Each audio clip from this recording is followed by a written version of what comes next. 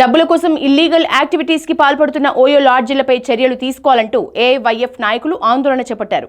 ఈసీఐఎల్లోని కమలానగర్లో OYO large వద్ద నిరసన చేపట్టారు. మైనర్ బాలికలపై జరుగుతున్న దారుణాల్ని అడ్డుకోవాలన్నారు.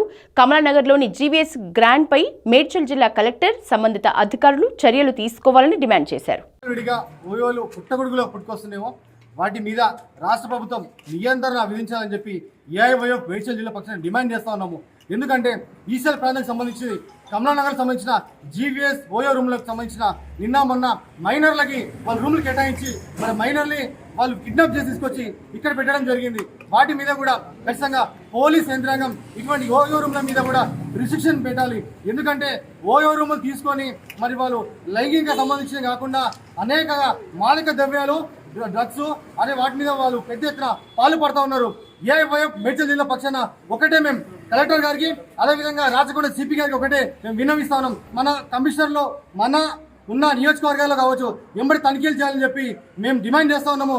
ఎందుకంటే మొత్తం రెసిడెన్షియల్ ఉన్న జోన్లో కూడా పుట్ట కొడుకులాగా అంటే అపార్ట్మెంట్ లాగా ఉండే దాని మీద కూడా పెద్ద ఎత్తున ఓయో అని బోర్డు పెట్టి పెద్ద ఎత్తున వాటికి లీజ్కి ఇచ్చి ఆ డబ్బులు అనేది సొమ్ము చేసుకుంటూ ఉన్నారు.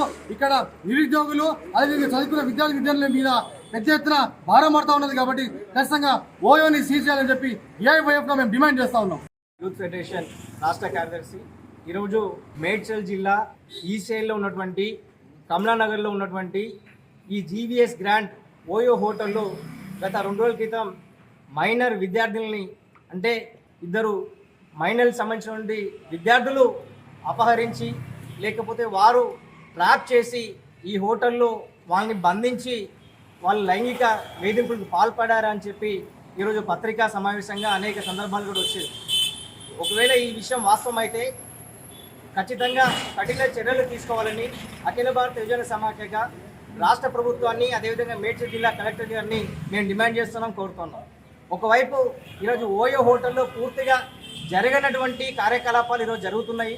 దీనికి ప్రధాన కారణం కూడా ఈరోజు మన రాష్ట్రంలో విచ్చలవిడిగా అనుమతి ఇవ్వడం, జిహెచ్ఎంసీ అధికార యంత్రాంగం పూర్తిగా ఈ హోటళ్లకు ఒత్తాస పలకడమే అనే విషయాన్ని ఈ సందర్భంగా గుర్తు చేస్తున్నాం. ఎందుకంటే ఈరోజు ఓయో హోటల్లో అనధికార చర్యలు జరుగుతున్నాయనంటే ఇది పూర్తిగా నిర్లక్ష్యంగా అధికారుల యొక్క నిర్లక్ష్య వైఖరి అని చెప్పి మేము అభివర్ణిస్తున్నాం. అదేవిధంగా ఈరోజు మైనర్ని అనుమతించడం అంటే ఇది చట్ట వ్యతిరేకమైనటువంటి చర్య. జీవీఎస్ గ్రాండ్ సంబంధించిన యాజమాన్యం మైనర్ని అనుమతించడాన్ని మేము వ్యతిరేకిస్తున్నాము. తక్షణమే ఈ హోటల్ని సీజ్ చేయాలి, ఈ యాజమాన్యం మీద కూడా క్రిమినల్ కేసులు నమోదు చేయాలని చెప్పి మేము ఏఐవైఎఫ్గా డిమాండ్ చేస్తూ, అదేవిధంగా ఈరోజు జీవీఎస్ లాంటి గ్రాండ్ లాంటి అనేక హోటల్ ఈరోజు నగర వ్యాప్తంగా ఉన్నాయి.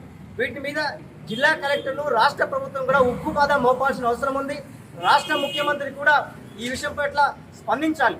ఎందుకంటే ఈరోజు ఆ విద్యార్థుల పట్ల ప్రవర్తించినటువంటి తీరు ఒక రకంగా ఉన్నప్పటికీ ఒకవేళ జరగలేనటువంటి సంఘటన జరిగితే దానికి బాధ్యులు ఎవరు ఉంటారనేది కూడా మేము ఈరోజు చింతిస్తున్నాము ఈరోజు. కాబట్టి ఖచ్చితంగా ఈ హోటళ్ళ మీద నగర వ్యాప్తంగా, రాష్ట్ర వ్యాప్తంగా కూడా ముమ్మరంగా తనిఖీలు చేపట్టాలని చెప్పి జిహెచ్ఎంసీ అధికార యంత్రాంగానికి ఆదేశాలు ఇవ్వాలని చెప్పి మేము ఏఐవైఎఫ్గా డిమాండ్ చేస్తూ, సత్వరమే ఆ విద్యార్థులను రెస్క్యూ చేసి తల్లిదండ్రులకు అప్పచెప్పాలి. వాళ్ళ మీద కఠినమైనటువంటి చట్టాలని ఆమోదించి వారికి శిక్ష పడే విధంగా చొరవ చూపాలని చెప్పి